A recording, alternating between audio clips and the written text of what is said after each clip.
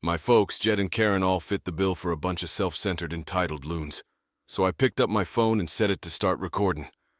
Jed didn't even seem to give a hoot or notice I'd done it. I'm a single fella in my early 40s. My folks told my bro Jed to take my pad, 'cause I ain't got no kin.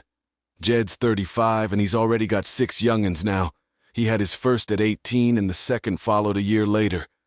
Then the third 2 years after that, and the 6th is the most recently born a few weeks ago, is old lady Karen, and I don't see eye to eye, as she always likes to try and get me riled up by acting high and mighty, then turns into a drama queen if I fight back against her in any way. She can bawl her eyes out in a flash and put on a show to get sympathy from just about anyone. My folks and Jed think she hung the moon, even though they know exactly what she's really like, and don't give a hoot. Karen's a looker. I'll give her that, but she's so dang nasty that I could never be sweet on her. She also refuses to get any kind of job, even though she's got schooling, and my ma helps with the kids all day, so they're broke as a joke and relying on Jed. This also means they gotta shack up with my folks in their tiny house that was built back when Kennedy was in charge. Growing up, Jed was the golden child. We're 5 years apart, but he got a big head 'cause I'd get whooped if I tried to get back at him for his shenanigans. It was clear as day. My folks loved him more 'cause he got the best of everything unless kin called him out on it, which happened pretty regular. So my folks hauled us off to live a ways away from him, so they'd only see us at Christmas. Since it was a long drive, Jed beat on me, plenty flirted with my first gal, till she gave me the boot and laughed whenever I had hard times, and my folks just said to quit bellyaching whenever it got me down. I only got treated fair when my folks wanted to look good. I gotta admit it was pretty funny seeing their faces whenever they had to treat me same as Jed on birthdays and such, 'cause other folks were around. We had kin that were real nosy and loved gossip, so my folks did their damnedest to keep things hush-hush and said they'd take all my stuff if I didn't keep my trap shut. If anything, my folks just had more reason to celebrate when I turned 21 and moved out, 'cause it meant they were done providing for me. I didn't even have my diploma yet when I left, but sleeping on couches was a sight better than living with them. I only saw them once a year like the rest of the kin. After leaving home, they didn't even come to my graduation, but I didn't give a hoot at that point. The start of the China virus wasn't kind to me. I lost my job and couldn't keep paying for my pad 'cause my pal Hank also lost his job, and we were both broke, even with government money. It was a nice place that cost a pretty penny, and I loved it there as the lease was ending.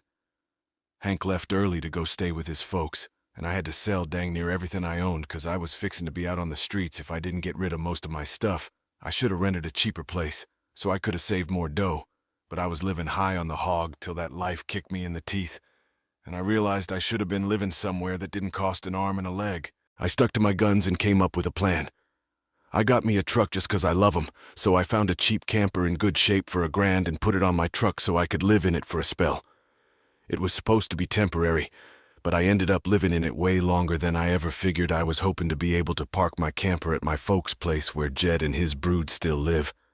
But when I asked my folks to let me stay for a bit, they said they were full up and didn't want me there. Plus, we ain't exactly been pals the last 10 years. They said they'd only let me park there if I paid 'em dang near what it cost to rent a place in my neck of the woods that was way too steep just to park my camper. I was out of work and trying to save as much of my government money as I could till I could find a new gig. I may as well be renting a place with the price they were asking. My folks called my camper an eyesore and told me to get lost since we couldn't see eye to eye, and still thought it was a real hoot that I had to live in a camper. Jed joined Karen in pointing and laughing at me, calling me a hobo. I parked my camper in a store lot to sleep the first night. I had nowhere else to go. I was shaking in my boots that someone might try to break in. Wasn't no way I slept a wink that night. There was nowhere else I could go. All my kin with houses were a ways off, and all my pals lived in apartments, and I didn't want to leave my stomping grounds. I'd also had my mail sent to a buddy's place. It was the only way I could get my mail anymore. Finding a good place to park was a real pain. I went looking to try and find a job like my old one. Took months of living the camper life. In that time, I had to deal with all sorts, from bums and junkies to folks telling me to scram 'cause my camper was an eyesore. One fella who told me to get claimed to be with an HOA. I wasn't even parked on a street with houses. And when I asked what HOA, they got madder than a wet hen and made threats. I moved my camper anyhow just to steer clear of trouble to keep the lights on. I figured out how to use a long extension cord to plug in wherever I could to juice up my camper batteries. This meant sneaking around and plugging into an outlet on some random building while parked on a street. I know that ain't right, but I had to keep my batteries going so my fridge would stay cold. I had a little solar charger for my phone, but nothing like a generator, and those things are loud and need gas anyway. So I did what I had to. After months of that, I finally landed a new job. I had to go to the next town over to find work that wasn't clerking. I clerked while in school and swore never again. Though I was about ready to go back on my word, I was still getting government money. But I had nowhere to live while getting it, and I didn't want to be out of work when it dried up, plus I was bored as all get out. I had nothing to do but read watch flicks on a little DVD player, use my phone or pewter, and keep track of where I could park and what public crappers I could use. Kinda envied the Japanese having public bathhouses. We could use stuff like that here when I finally got a new gig. I dang near lived in the back lot of the building by the warehouse in old parking spots. Nobody. The only folks who seemed to use them because they were so dang far in the back that the area was pretty much forgotten. My boss, the head honcho, actually liked this setup, because I was willing to take any shift I could get as long as I got enough shut-eye. He even let me take the camper off my truck and park it in one of the spots so I could drive around without it. Not rightly sure if this was on the up and up, but nobody gave us any guff the whole time I lived back there. I didn't have to deal with many varmints, just a few. But the guards ran 'em off. I was pretty much on call round the clock when they needed me, and worked dang near every day of the week. My boss let me hook up my camper to the building for electricity and water, and I paid a little rent by working for free on Sundays when nobody else was in the office except the cleaner and guard. Other than that, I usually had to wash up at a pal's place or at my gym since the camper didn't have a shower, just a porta potty, and I didn't want to fill it because dumping it is a nasty job, so I used other crappers as much as I could. I had a key to the warehouse and could go in to use the John anytime. I was even buddy-buddy with the night guard. He's since become one of my best pals. The camper was easy to heat in winter, with a little electric heater. Summers were a real bear, though the camper didn't have AC, so I had to get a used portable unit just to make it livable. I worked a lot of overtime and learned some new tricks from the other fellas. Eventually, halfway through this year, I got a better job in the company as a boss, and started making more dough than my old gig. That's when I decided I wanted a house. The scare I got from losing my condo made me see I needed something more steady for the long haul. I looked around for something near work, and just a couple miles away found a 3-bedroom trailer on a little plot, but I somehow got it for 10 grand, less than they were asking. I used about all my savings for the down payment and got the okay for a home loan. I finally didn't have to live in a camper no more. There was room for me to back my truck in behind the house to take the camper off and set it up in the yard, so I put it there as its own little shack, just in case I want to use it again. When I was all settled in the house, I was fool enough to brag about it on Facebook. My kin saw the post, and that's where this mess really starts. After a few weeks, my folks and Jed Long with his brood showed up out of the blue to have a look. See at my digs. I never even gave 'em my address, so how they found out where I live I still ain't sure. None of my pals fessed up, and no other kin visited me before that, so I reckon they might have stalked me at work and followed me home or something. It really wouldn't shock me once I opened the door. They about all shoved their way in like a bunch of rowdy tourists, then just started making themselves to home. They all kept snooping around, and Karen still had this creepy smirk that she kept flashing me. And it was only later that I figured out why, and it made me madder than a bull on steroids that just got stung by a hornet. My folks kept jawing about how I got so much extra space now, and it's too much for someone like me with no wife or young'uns. And Jed kept going on about how there was more room than our folks' house. And my place was closer to his job too. Red flags all around, I tell ya. Eventually, Jed asked to jaw with me in private, everybody else up, and skedaddled onto the front porch. That's what finally made me see they'd cooked up some scheme. Jed said the house was too much for just me, and I ought to let him move in with his brood, 'cause Karen's got another bun in the oven and my place is a lot closer to his job. He pointed out I already got the camper, so I could just live in that outside while they take over the main house. And I want to make it clear, Jed never once said nothing about paying rent, mind you. He's got a good job. He also started going on about how there'd be changes and even curfews, and that I couldn't just waltz in any old time without giving a holler first. If it weren't my own brother, I'd think the fella I was talking to had gone plumb loco. But Jed lost his marbles ages ago, thanks to our folks treating him like he was the center of the dadgum universe. I tried to get a word in, but he kept jawing over me like I had no say in the matter. There was no way in hell I'd let my place or parts of it to him. Other folks maybe just so I can pay off the mortgage quicker. But sure as shooting not him or his nasty old lady. I've heard of this exact kind of sitch in videos online bunches of times, and never once did I reckon I'd be living it 'cause I thought it so gosh darn crazy. But my folks Jed and Karen all fit the bill for a bunch of self-centered entitled loons. So I picked up my phone and set it to start recording. Jed didn't even seem to give a hoot or notice I'd done it, and just sat there flapping his gums about all the reasons why he needed my house, then went from saying that to acting like it was all settled and trying to shake my hand. That's when I finally showed some backbone and hollered, hell no, loud enough that Jed about fell over. I'd hardly ever raise my voice to him like that, 'cause I'd get whooped by our folks whenever I did, but this was my house, not theirs. My spine can shine bright as it wants. Here I stood up and told him my house wasn't up for grabs, and acting like I'll let him move in just 'cause they want it won't make it happen. I bought my place for me, and it ain't my fault he keeps having more youngins and has to keep shacking up with our folks, 'cause he's broke. Jed got right up in my face without actually touching me and said I didn't deserve the house and he needed a better place for his kin to live. I laughed in his face and said that was a load of bull 'cause I worked my tail off to be able to buy my house. Course I deserved it. Jed started hollering that I got no wife or kids and I don't need all the space, so I may as well give it to him. I said I ain't giving him diddly, and he never even offered to pay me rent if I let him move in. I'd still be covering the whole dang mortgage on my own house without even being able to live in it. Jed said he shouldn't have to pay rent 'cause his family comes first, and our folks said I was going to do this and that I would. I yelled like their word was law or something and told Jed they didn't have the right or power to give my house to him. Then my ma and Karen barged back in through the front door and ganged up on me to try and make me cave. There was a whole lot of fighting, but long story short, I must have heard him say, "Just do it for Jed." More times than I can count in the ruckus I told them all. They got no say in my life or my house, and to get before I called the law. Karen screeched the loudest at me about how she's knocked up again and I ought to do this for her. I said I ain't done squat to her.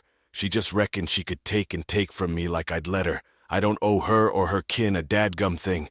Then I called her a high and mighty witch who never had no respect for me. So I don't give a hoot what she thinks or how many brats she's got. I got no pity for her. She ain't gonna be living in my house. Well, that riled her up something fierce, and she came at me. She got in one good lick on my face and tried to do more, but Jed held her back, kicking and screaming. She kept hollering for him to let her go so she could claw my eyes out the phone I was holding. Got about all of it, so I held it up and said I'd call the cops if they didn't skedaddle pronto. My folks told Jed they were leaving. Then my ma said I had a week to wise up. I told her I won't and to stay gone. Then I told Karen my phone got it all, and if she tries anything, I'll have the law on her. She screeched at me and stormed out, bawling her eyes out with her face in her hands. My ma was the last one out the door and said, I best do this for Jed and Karen. I told her straight out, I won't part two of the story after I booted my folks Jed and Karen out for trying to make me fork over my new digs to my brother. I hightailed it to Spacebook and spilled the beans to the whole dang family. It got round real quick, but you won't find it now, 'cause it all got wiped out a spell back when I made my own profile private. I posted about it, 'cause I knew the first thing my kin would do when they got home is try to spin it to make me the bad guy, and I hit the nail on the head. But I had about an hour to get a head start for them, and I had the video proof to back up my tale about what they'd done. Jumping the gun worked, 'cause I got a good number of kin on my side. Lickety-split, my folks Jed and Karen must have been all set to write their own post, but it was too late, so they didn't even bother trying to fib much. My folks Jed and Karen had a couple of bootlickers on their side, but that's about it. Plenty of others knew how entitled they already were, so what happened was something they all caught on to real quick. There was one varmint in particular that rang me up. I ain't sure who they were, but they raved at me that I was a rotten brother, and I needed to make way for a real family man. I just hung up on 'em and blocked the number. That didn't happen again. The week went by, and my folks showed up with Jed at my front porch, just like they said they would. When they gave me that ultimatum, they rang my doorbell like crazy and banged on the door. Till I finally answered, I cracked it open, and they tried to bust in again, but I'd put in some latch chains that stopped 'em, and even put my body up against the door for good measure. My PA and brother demanded I let 'em in, but I said I was recording it all on camera and would call the law if they tried to break in again. My ma settled 'em down, and then, in her phoniest sweet voice, asked if I was ready to let my brother move in. I told her, and the rest of 'em to go to hell and never darken my door again. My ma put on the croc tears and asked why I can't just do this for Jed, 'cause he's my dear brother. I laughed and told her straight out, I don't love him like a brother 'cause he treated me like crap for years, and they only egged him on their sorry excuses for parents, and he's a sorry excuse for a brother, then told him to get, or I'd be calling the cops right quick. They all left real easy, like apart from my ma's loud bawling, and the others giving me stink eye. You could say making 'em leave was a mite too easy. I reckon the whole dang mess was over, but I guess I should have taken 'em more serious-like, 'cause they had other fool plans. I came home later that week on a Friday evening to find a moving truck and Jed's minivan parked in my driveway. It was Jed and his brood. They're moving their stuff in. He just waved at me with a crap-eaten grin when I saw him. I was madder than a wet hen and told him and the rest of his kin to quit. But Karen smugly said to me that, like it or not, they were moving in, and then in the most phony way while cocking her head and sticking out her lips. She said it was just fine 'cause my mama said so, and I ought to always mind what my mama tells me. I was so dang mad hearing those words and seeing her smug mug that I locked myself in my truck to call the law right quick when they saw what I was doing. Karen started pounding on my window and hollering at me to stop, and that I can't do this to her 'cause she and Jed need the house, and she bawled, "Why can't you just do this for Jed?" I hollered back, "Jed, it's my gosh darn house, not his." Then she threatened to key the side of my truck if I didn't quit calling the cops, all of which the 911 gal heard 'cause the window was cracked. I told Karen if she messed up my truck, I'd sue her, and she was smart enough to back off when the law showed up. Jed and Karen and their brats had locked themselves in my house. I told the cops what happened and showed 'em my new license with my address on it. Then when we went to my front door, I saw they'd changed the lock, and the old one was lying on the porch with the middle of it drilled out, and the drill they used was right there, with a whole set of Harbor Freight bits. I pointed out the busted lock and drill, then gave the cops the whole story of what happened before. Well, I reckon Jed must have called our folks over at some point after I got home, 'cause they showed up while I was talking to the law. My folks straight up lied and started saying I'd agreed to let my brother and his kin rent my house.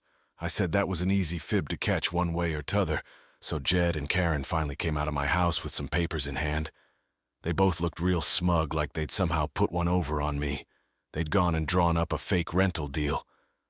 But my John Hancock wasn't on it. There was one, but it didn't look a lick like my chicken scratch. I don't reckon any of 'em have ever actually seen my signature. So that was dumber'n a box of rocks on their part. I told my folks and Jed that was some stupid, bald-faced fraud, and if the law looked into it, they'd figure that out right quick. And I don't reckon going to the slammer would do 'em any good. It could even make Jed lose his job, which is the only way he's got to provide for his kin. I also said I'd get me a lawyer and sue for damages if anything of mine was lost, stole, or wrecked, and I'd call CPS to boot.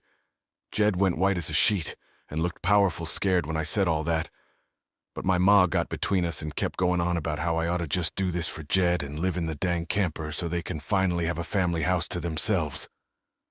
I yelled at her that if she thought it was such a bright idea, she could do it for Jed herself and let Jed have her place. Instead, the cops got my ma away from me, and I said I wanted 'em all out right this second or I'd press charges. I hollered about how they drilled out my front door lock to break in the lease papers were obvious fakes. They forged my signature real bad, and I got video of Karen jumping me. Those are felonies I could ruin 'em with if I wanted, and if they didn't get, that's exactly what I'd do. The only reason I hadn't already was for Jed's youngin's sake, so they got one shot to skedaddle the second my folks heard that. I reckon it finally sunk in that they couldn't make me do it for Jed. My ma gave up and said she'd put a stop to this. Then she went over to Karen and had a quiet word with her for a minute, while my PA talked to Jed. Karen right away started bawling something fierce and tearing up the fake rental papers into itty-bitty bits and tossing them like confetti, only to have a lawman tell him to pick up the scraps or he'd write him up for littering. Both of the cops by now had the "I don't get paid enough for this" looks on their mugs. Jed had to start telling his brats to load their stuff back in the moving truck. The kids were all crying, and the oldest was boo-hooing that he won't get his own room now. Karen and Jed gathered their brood up to try and make one last sorry attempt to guilt me with the sad family act. I swear I think they'd practiced it beforehand. All the kids had the same begging look with wobbly lips. Karen kept rubbing her baby bump and tilting her head to look like a kicked pup. And my brother just made the saddest face he could and said, "Please don't do this. We gotta be able to live here," but I didn't give an inch and told him to keep packing all the kids. And Karen turned the waterworks up to high heaven, and Jed hollered at me, "Are you happy with yourself? You've kept us from having a home 'cause you're too dang selfish to share and help out, kin?" I busted out laughing like a loon and shot back that what he was trying to do was taking, not sharing, and no amount of ballin' will make me let his kin move in, 'cause he ain't no brother of mine no more. He's just a self-centered jackass who thinks he can take whatever he wants from me, like when we was kids and started cussing me out till the law told him to simmer down or he'd be in bracelets whether I wanted to press charges or not. He sucked in his lips and looked scared and madder than hell all at once. I asked the cops if they could stick around till my folks Jed and Karen had all vamoosed, and they said they weren't going nowhere till this was settled. In fact, in the next few minutes, 2 cops turned into 4, as more pulled up for whatever reason that lit a fire under my folks to get a move on. I made Jed give me the keys to the new lock he'd put on my front door. He sure didn't want to hand 'em over then. Instead of giving 'em to me, he straight up chucked 'em down the street and into a storm drain while telling me to go get 'em myself. But one of the cops tore into him for that and made him go fetch him. He had to pull the grate off just to get at him. And he got real dirty doing it. When he got the keys back, he just grumbled, then smacked 'em down into my hand. I then told 'em all to get and stay gone. My ma said I'd be disowned for this, like that was supposed to scare me, and I said as much to him. Then, in a real sarcastic voice, I said something like, "Oh no, that means I won't get to come to any holidays with y'all, where I always get treated like crap by the lot of you anyhow. 'Cause Jed's always been your golden boy. You treated me so dang bad when I was growing up that if Jed ever needs a donor, I wouldn't give him squat, so do like you always told me to do when y'all done me wrong and suck it up." My folks were gobsmacked after I said all that, and the 4 cops were giving him some real judgy looks, too. I tell you, if you want to put rotten parents like mine on the spot, call 'em out in front of the law, 'cause they'll probably not try any real dumb stuff. Then my ma just started bawling and walking away. My PA just stood there looking like he wanted to knock my block off, and Jed just held his young'uns in defeat. Oh, and Karen was off pitching a hissy fit in my front yard. Pretty soon they all made a line handing out boxes and got their stuff out of my house. Nothing had been unpacked yet, so it all got hauled out real quick. But while doing it, my ma kept saying it wasn't too late and I could still do it for Jed a bunch of times, each time trying to wheel and deal more and more to get me to change my mind. She said Jed could pay me rent if I let him stay. And when that didn't work, she said I could move back in with him, to let Jed rent my place so I wouldn't have to share the house. I told her to put a sock in it and keep packing boxes, 'cause I don't want Jed or his kin round.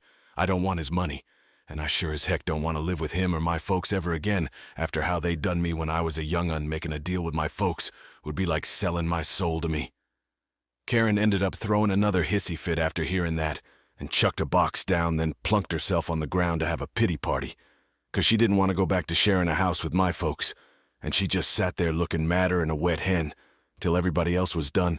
She didn't even want to get up when it was time to go. They finally got everything out of the house and into the truck.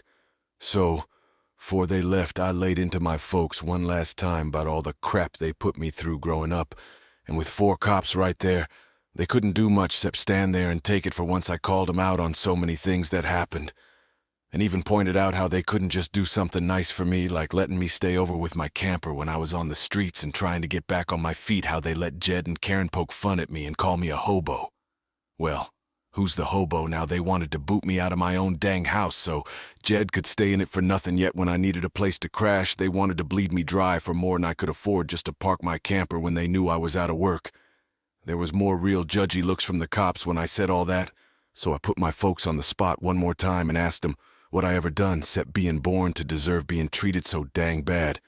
'Cause when I finally catch a break in life, they want to snatch it away from me for their golden boy, since they'd rather I give everything to Jed and have nothing for myself. I bought my house with the money I earned. I don't owe 'em squat, and I won't be asking nothing from 'em ever again, 'cause it's clear as day. I'll never be anything more than a doormat or a cash cow to 'em. I got no answers from 'em. They just stood there with their mouths hanging open, so I kept on ranting and asked them what in tarnation made 'em think they was such great parents. After all that, my PA was red as a beet, but more from being shamed than angry this time, and my ma was bawling that she was a dang awful person. I straight up agreed she is an awful person, they all are. And I bet they'll go to hell for it to boot. They was sorry excuses for people, and they all knew it. But if I called them out on all this mess in private, instead of in public, they just get riled at me and still act like I'm the one in the wrong. They just kept up the denial for so long that it got to be a part of who they are. My ma buried her face in my pa's coat to cry, and my PA looked more beat than I ever seen him. Jed and his kin steered clear of me entirely as they finished loading everything back in the moving truck. I made sure nothing of mine got swiped. Not that I'd had a chance to get much furniture, yet they all piled back in their rides, and Karen just stood there giving me the stink eye, till my brother finally got her to drive the minivan home. And soon as they was all gone, I got back online again and spilled the beans. About what happened, my folks was too ashamed to even try and stick up for what they'd done this time.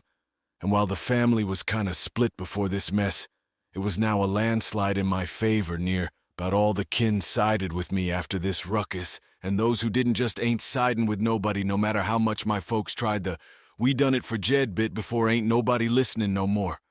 So any kin they still had in their corner is long gone. Lots of the family who I figured would back me did. That includes the ones who used to do their dirty work. So I reckon they finally had their fill round that time I offered to have half the family over at Christmas. Even at my new place, my folks wasn't invited. I wasn't blocked on my brother and Karen's Spacebook.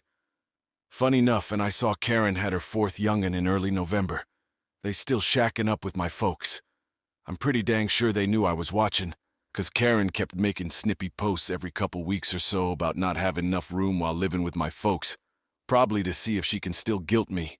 And I'm sure it's driving my ma and PA up a wall, 'cause they ain't getting no peace and quiet in their golden years with 3 wild bratty kids, a crazy Karen, my golden boy brother, and a new baby in the house all at once. Maybe they could move into a camper in their own backyard and let Jed take over their house totally. They might get some quiet. Then yeah, they could do that for Jed. Part 3 of the story for those who kept saying I should have just had my brother and Karen hauled off to jail. The only reason I didn't was 'cause they got young'uns who need 'em. And if Jed got locked up, he'd probably lose his job. And without that, his kin's got no money. And Karen's got a baby just a few months old right now. Neither of 'em need to end up in the slammer. But you don't need jail for getting even. The law can help, sure. But I got payback without pressing charges. Would I go so easy on 'em again? Most like not. And they know it. I decided to wait on making an account and posting till after New Year's, just in case more stuff went down, and it did, as y'all know. Karen was making them passive-aggressive posts on Spacebook that was obviously about me. Especially after she had her 4th young'un in November. She was posting the same broken record mess over and over again. She just found tricky ways of saying it. But she pretty much kept spewing that she was sick of living with my folks, that there ain't enough room, she needs her own house, yada yada. I know I sound like I'm blowing it off, but live through what I have with these folks and you'd be ready to sarcastically play tiny fiddles in front of them too. They're just that dang bad. And since I waited till January to make an account, more stuff happened, just like I reckoned I said before, that I'd asked half the family over for a Christmas Eve shindig at my place. And everybody I asked all showed up, even though it was a good long haul of round 3 to 4 hours for 'em. But they wanted to come and show they was on my side. I got praised by 'em a whole bunch for how hard I'd worked to get a house on my own, and that they was sorry for everything I'd been through. I got asked why I didn't just take my camper and drive the 3 hours back to 'em, instead of living pretty much on the streets for so long. And I had to bashfully fess up that I was real fond of living around here, and I had my best shots at work in these parts. My hometown ain't got a whole lot of good jobs in my line of work, if any at all. And I wanted to make my own way far as I could. And they mostly bought that. We moved on to having a real nice party, the best I'd been to in years. Some kin even brought CDs of swell Christmas tunes, and I gotta say the one my uncle brought of Ray Charles was my fave. He croons Christmas songs like nobody else I ever heard. It was a grand old time. I felt like for once I could just forget my past troubles and live in the moment. But I wouldn't be writing this if it had stayed that way. About 2 hours into the shindig, you know who showed up? My folks. Jed and Karen waltzed in trying to look all smiley. They didn't even knock, just strolled right in my front door, like they was supposed to be there. I cut the music and told them to skedaddle pronto. They begged to stay and said they brung presents. One of my uncles hopped up and hollered at 'em, for I got another chance to talk, and he said they don't deserve to be in my home or my life after the crap they tried to pull months before. And he was backed up by a bunch of other kin. Mind you, this fella's my ma's brother, and he used to be right fond of her, till he found out about the mess that went on between me and my folks. My grandfolks, old as they are, about got in the middle and said to my folks that if they want to patch things up with me, it's way too soon, and they ain't never been more let down by 'em than they was this past year. They'd hid their playin' faves with my brother from pryin' eyes for a long spell, but nobody was fooled no more, and they needed to make a real go of trying to actually treat me like a son, if they ever wanted to be in my life again. Then they turned to Jed and Karen and said they seen the broken record bull Karen keeps postin' about they're sick of it, and to just drop it already. My house ain't gonna be their new home. Karen went back to her usual trick of bawlin' and had a pity party about how she ought to be the one livin' here and not me. She flopped down in a chair to pitch a fit and say it wasn't right. I got this house to myself when I ain't got no family of my own, and she's got 4 kids that need more room, and she just wanted a nicer place to live and feel like a real mama. It was petty of me, but I said loud and clear that she stinks as a ma, 'cause she lets my ma do most of the rearin', while she sits on her rump all day boozin', playin' on her phone, or goin' out and blowin' all of Jed's money, and she's got the gall to gripe about it. I even cracked wise that I'm shocked her baby don't get loaded from her mommy's milk since she drinks so much hooch, which I admit was a mite too much 'cause I got some looks, and Karen demanded to know if I was callin' her a bad mama.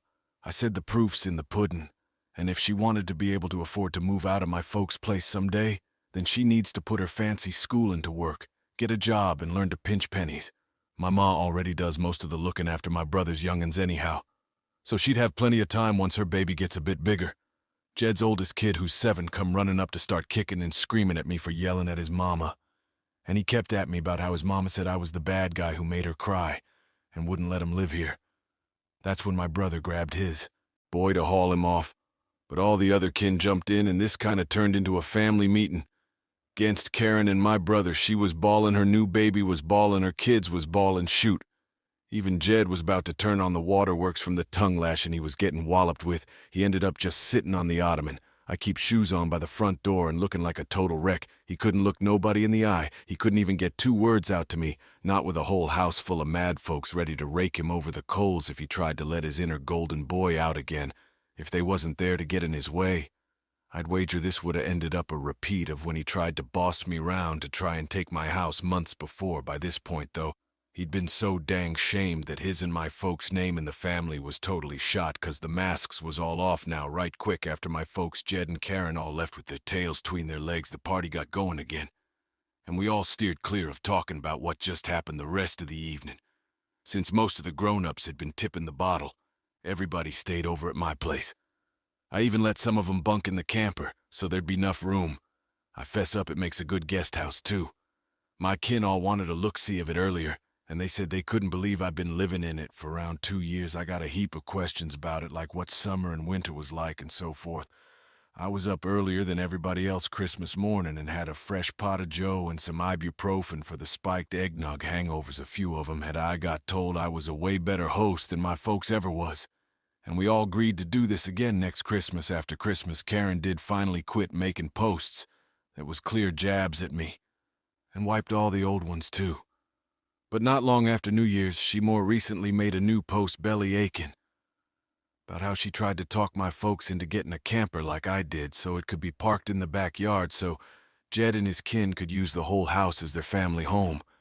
Well, a dose of your own medicine ain't never fun, 'cause my folks turned that notion down right quick. I hear nobody's gonna shove them out of their own home, much less their bedroom. The post was only up a couple days before Karen took it down, and she's hardly posted nothing since then. She loves to gripe, but if a tree falls and nobody's round to hear it, can it still gripe? So I reckon Karen's figured there's no point in doing it when nobody's listening no more. And Jed can't afford to move his brood out on his paycheck alone anytime soon if they end up specting another young'un in the next few years.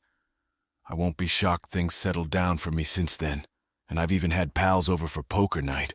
I'm lousy at poker 'cause I can't never remember a dang thing about it, but who cares? We get to drink brew and eat junk while being merry fools. We all loaded up on Whoppers from Burger King and just had us the best time grown men can when they just want to have a good old time and get sloshed. I think maybe around summer I'll see about maybe courting someone. I ain't exactly getting no younger here. Here's hoping that goes well. My camper just sits in my yard now, and I fess up there were some days I went out there just to pass the time in it. I did live in it for 2 years. It's like my second home, and Maybe one day I'll actually get to use it for camping like it's meant for. I ain't never been camping. My folks reckoned it was a waste of time, so it'd be a whole new thing for me.